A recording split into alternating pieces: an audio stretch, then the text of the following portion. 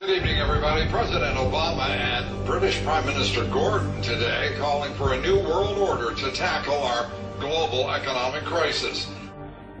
It's been a long time coming, but tonight, because of what we did on this day, in this election, at this defining moment, change has come to America. All right, folks, there's a lot going on right now. Decisions being made that are unprecedented and will have an overreaching impact on what it means to live in the United States of America. Both the Senate and the House of Representatives have just overwhelmingly passed the National Defense Authorization Act. Squeezed into this military funding bill are two provisions that give the military not just lots and lots of money, but lots and lots of power as well. A new generation of surveillance drones could soon be watching us all. The Federal Aviation Administration is expected to announce plans to expand the use of domestic drones in American airspace. Well, get ready to look up at the sky and see drones hovering above. As of now, unmanned aircraft could only be used by military airspace and by certain law enforcement agencies. But this week, Congress passed a bill that would allow for commercial and private use of the drones. I have two words for you. Predator drones. You will never see it coming.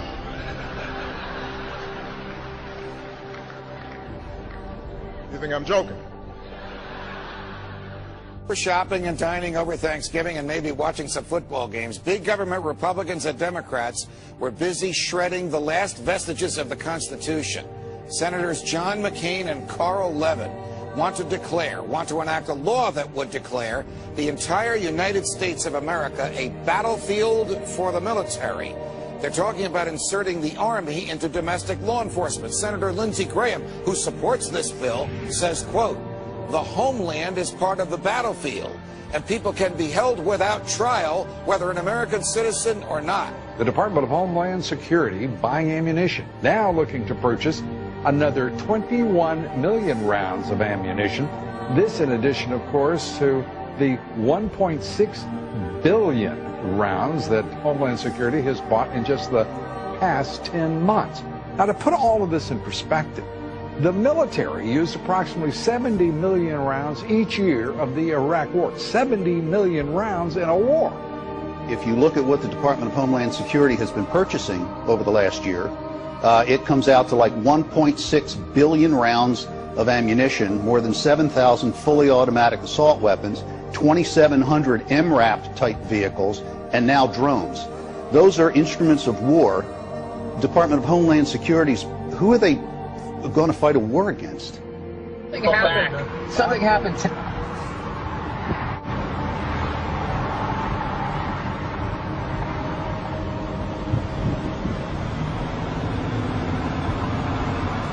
Robert Whitaker, the Tactical Supervisor for El Paso SRT for Homeland Security Investigations. Well, we have our big vehicle out here. It's an armored vehicle.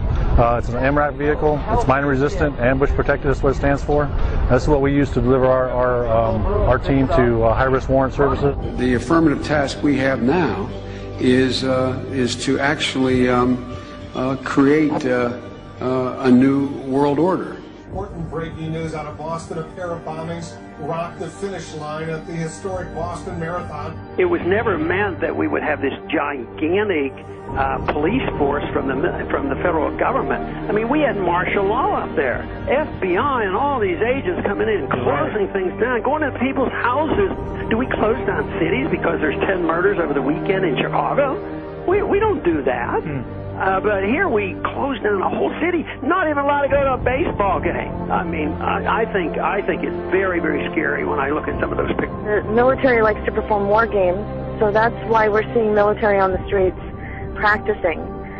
They are actually practicing. The tanks that we see on the streets and the National Guard patrolling neighborhoods and the practices that they're doing with our local police department, this is all in preparation for martial law, so that when they do actually lock down the country, they've got everything secured. But I think what we're starting to see, for anybody who is objective at all, is we're seeing a totalitarian system now unveil itself. And ever since essentially 9/11 happened, it's been more and more of these draconian measures that are leading us right down the road to martial law. Particularly to hear President Obama claim the power to keep people in prison indefinitely with no charges against them, no conviction, no sentence, just imprisonment. It's particularly stunning to hear him make that claim in the middle of a speech that was all about the rule of law. This last week, the U.S. Congress passed a bill which repeals classic comitatus, which means that we have now institutionalized and codified martial law. Right now, the battle against terrorism involves all of us. Everybody in this country is a potential terrorist. We don't even understand freedom anymore. We are a country that is headed towards socialism, totalitarianism, beyond your wildest imagination. I have to tell you, I'm doing a story tonight that I wanted to debunk these FEMA camps. I'm tired of hearing. You know about them? Sure. I'm tired of hearing them. I wanted to debunk them. Well, we've now for several days done research on them. I can't debunk them. I don't know anything about it. It is our government. If you trust our government, it's fine. If you have any kind of fear that we might be headed towards a totalitarian state, look out, buckle up. There's something going on in our country that is ain't good.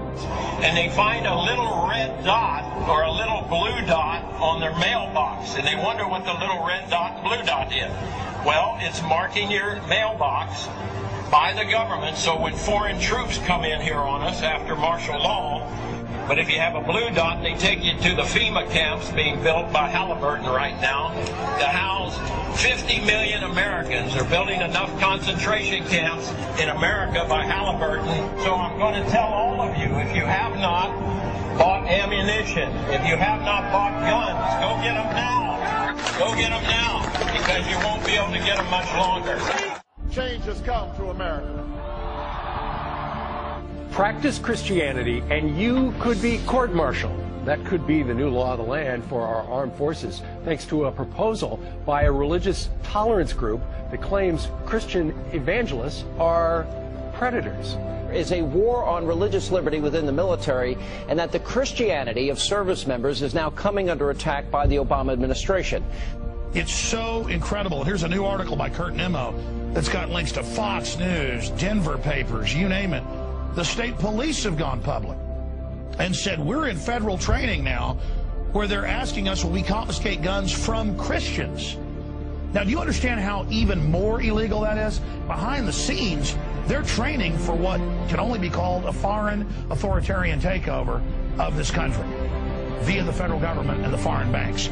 Here's the article. Colorado troopers trained to consider Christians as dangerous terrorists. Absolutely amazing. And it's all bibliographed. It's all linked to it being announced, to it being reported.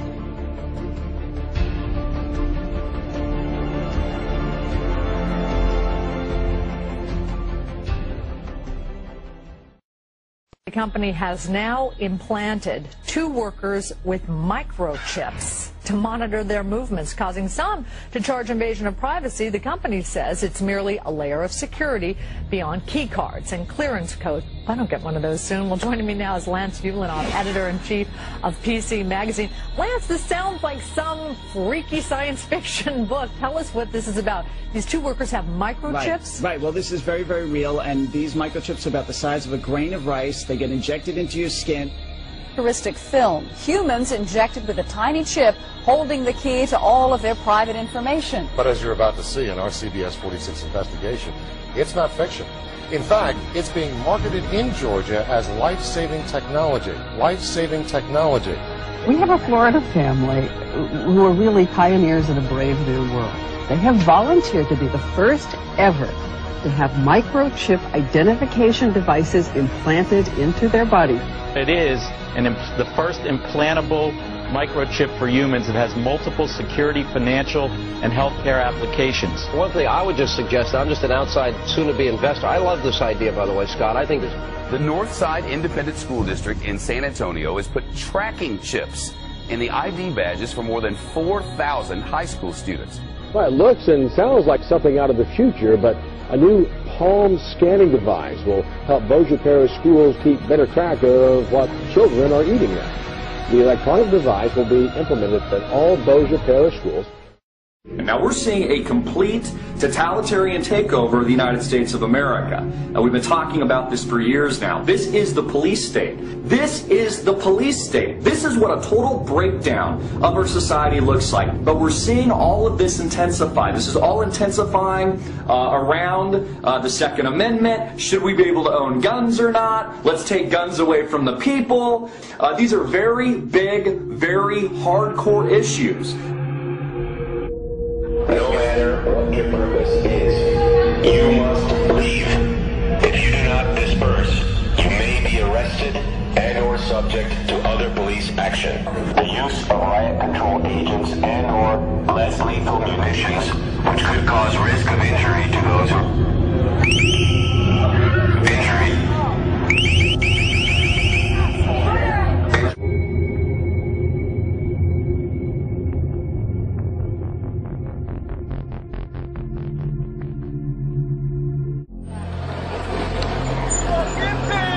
Wall of police now moving in.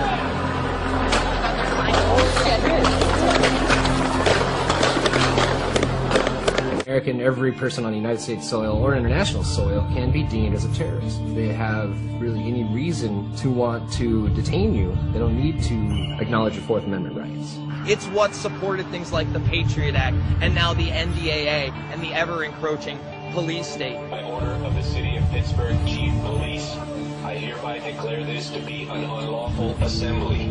I order all those assembled to immediately disperse.